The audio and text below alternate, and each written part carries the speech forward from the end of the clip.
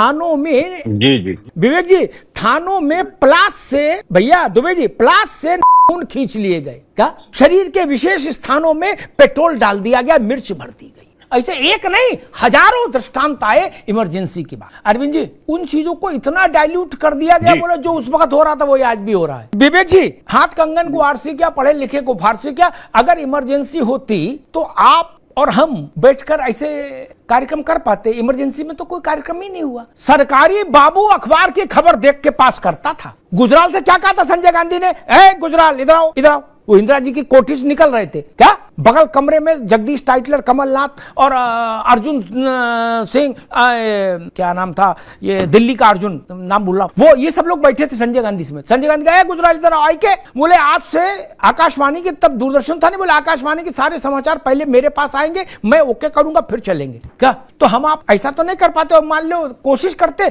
तो मीसा में अंदर हो जाते। विवेक जी, इसमें तो कोई दोहराई नहीं। कम से कम इस बात का तो सुख मनाओ कि आप दशहरी आम खाने के लिए बाहर हैं, नहीं लंगड़ा खाओ चाहे चौसा, कन्नौज में मस्त घूमो, और जब मन आए टीवी में बोलो। विवेक जी, गलत तो नहीं कह रहा, इसकी तो तारीफ करो। मान लो अंदर करने में कितनी देर लग रही सरकार को, सरकार होती है। जब 1.5 लाख लोगों को इंदिरा जी ने अंदर कर दिया तो उनको किसी ने रोक लिया नहीं ना, बाद में चुनाव ही हारी, लेकिन कर तो दिया अंदर।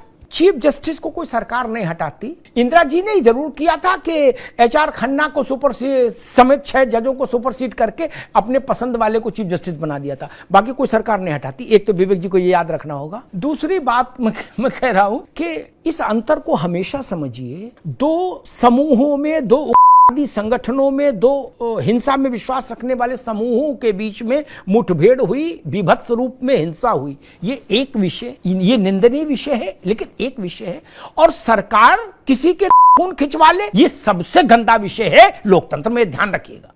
अतीक किसी की से चमड़ी उधेल कर प्रयागराज में रख गया था चौराहे पर, लेकिन कोई सरकार किसी की चमड़ी उधेल कर चौराहे पर रख देगी क्या?